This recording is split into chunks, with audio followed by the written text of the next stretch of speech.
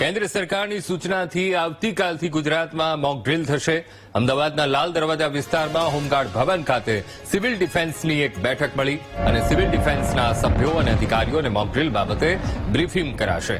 Briefing બાદ રાજ્યમાં અલગ અલગ સ્થળો પર મોક ડ્રીલ દરમિયાન સભ્યો હાજર રહેશે। લોકોને સાયરન બાબતે અને બ્લેકઆઉટ બાબતે માહિતી અપાશે। 10,000 થી 15,000 સિવિલ ડિફેન્સના કર્મચારીઓ હાજર રહેશે।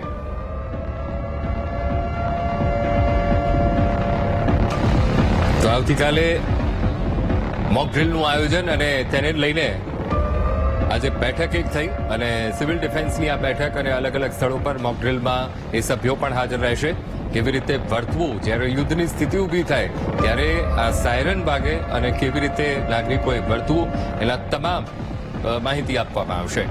કેન્દ્ર સરકારની સૂચનાથી આવતીકાલથી ગુજરાતમાં મોક ડ્રીલ અને લાલ દરવાજા વિસ્તારમાં હોમગાર્ડ ભવન ખાતે સિવિલ ડિફેન્સની એક મહત્વપૂર્ણ બેઠક અને આ બેઠકમાં મુદ્દે બ્રીફિંગ કરવામાં આવ્યું। સિવિલ ડિફેન્સના સભ્યો અને અધિકારીઓને મોક ડ્રીલ બાબતે બ્રીફિંગ કરાશે।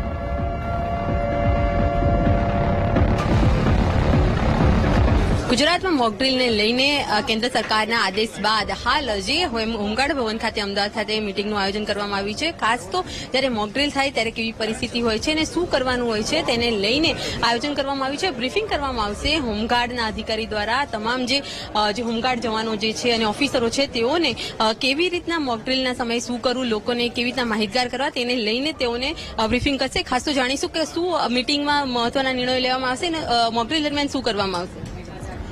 મોક ડ્રીલ દરમિયાનમાં ત્યાં આગળ જો બોમ્બ પડે તો એની સિચ્યુએશનમાં કેવી રીતના પ્રજાની અંદર અવેરનેસ આવે, કેવી રીતના બચાવ કરવો એની કામગીરી દેખાડવામાં આવશે અને એ જગ્યાની સિચ્યુએશન નક્કી કરશે। એ અમારા ડીવાયએસપી સાહેબ આવશે અને ત્યારબાદ ઇન્સ્ટ્રક્શન આપશે કે કઈ જગ્યાએ આ મોક ડ્રીલ કરવાની છે।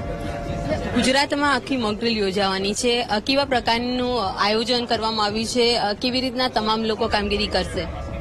ગુજરાતની અંદર જે આયોજન કરવામાં આવ્યું છે સિવિલ ડિફેન્સના જ્યાં જ્યાં પણ યુનિટો છે અને અમારા ડીજી અગ્રવાલ સાહેબ તથા ડીવાયએસપી શેખ સાહેબ એમના દ્વારા નક્કી કરવામાં આવશે કે ભાઈ આ જગ્યાએ દરેકને જે ઇન્સ્ટ્રક્શન આપે એ રીતના કામ કરવામાં આવશે। લોકોને કેવા પ્રકારની માહિતી આપવામાં આવશે જ્યારે આ મોક ડ્રીલ દરમિયાન, કેવા મેસેજ આપવામાં આવશે અને શું જ્યારે બોમ્બ બ્લાસ્ટ કે ભાઈ આ યુદ્ધ થાય ત્યારે શું કરવું જોઈએ એને લઈને કેવા પ્રકારની માહિતી આપવામાં આવશે? જ્યારે બોમ્બ માર્ટિંગ થાય અથવા તો કંઈક પણ એવી રેડ થાય બોમ્બની તો બચાવની કામગીરીની અંદર આપણે એના પ્રોટેક્શન કેવી રીતના કરવું, કંઈક કોઈ જગ્યાએ વચ્ચે આડ આવે એ રીતના કોથળીઓ ગોઠવેલી હોય રેતીની તો એની પાછળ સંતાઈ જવું।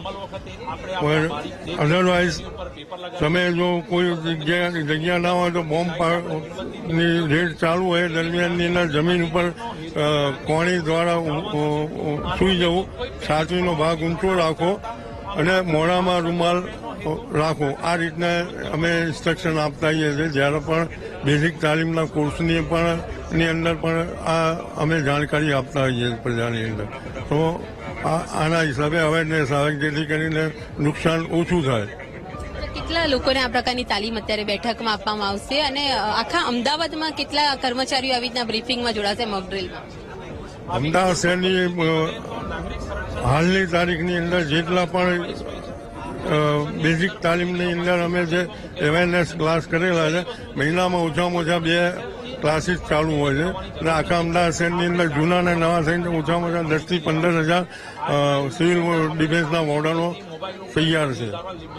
10,000 થી 15,000 સિવિલ ડિફેન્સના જે કર્મચારીઓ જે છે તે મોક ડ્રીલ દરમિયાન લોકોને અવેર કરશે, જાગૃત કરશે કે જ્યારે યુદ્ધ થાય ત્યારે તેવી પરિસ્થિતિમાં જ્યારે બોમ્બ કે મિસાઇલ પડે ત્યારે શું કરવું જોઈએ, પોતાની સુરક્ષા કેવી રીતના કરવી જોઈએ અને લોકોની કેવી રીતના મદદ કરવી તેને લઈને આ મોક ડ્રીલનું આયોજન કરવામાં આવ્યું છે। કેમેરામેન નરેશ સોલંકી સાથે અનિતા પટણી, વીટીવી ન્યૂઝ, અમદાવાદ। મોકડ્રીલનો હેતુ જ એ હોય છે કે કોઈ પણ વસ્તુમાં આપણે તૈયાર રહીએ. જ્યારે પણ યુદ્ધની પરિસ્થિતિ આવે તો યુદ્ધની પરિસ્થિતિ જો બને તે પરિસ્થિતિની અંદર પણ આપણા નાગરિકો તમામ તૈયાર હોવા જોઈએ અને તેની સામાન્ય નાનામાં નાની માહિતી આ મોકડ્રીલ દ્વારા આપવામાં આવશે કે જેમાં સાયરનના અવાજથી માંડીને કે જે કોઈ પણ સાયરન વાગે તે સાયરનનો અવાજ તૂટક વાગી રહ્યો છે અને આ તૂટક સાયરનનો અવાજ એક ભયનો અવાજ સાયરનનો અવાજ છે તે નાગરિકોને માહિતી હોવી જોઈએ. અંધારપટનો અમલ કરવાની જ્યારે ઉપરના સરકાર દ્વારા આપણને આદેશ આપવામાં આવે કે ભાઈ અંધારપટનો અમલ અત્યારે કરવાનો છે તો અંધારપટના અમલ વખતે પણ દરેક નાગરિકોને એ જાણકારી હોવી જોઈએ કે અંધારપટના સમયે આપણે આપણા ઘરના પ્રિમાઇસીસમાંથી લાઇટ બહાર ના જાય તે રીતનું કાર્ય કરવાનું રહેશે.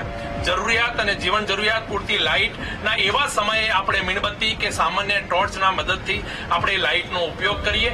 આવી નાની માહિતીની જાણકારી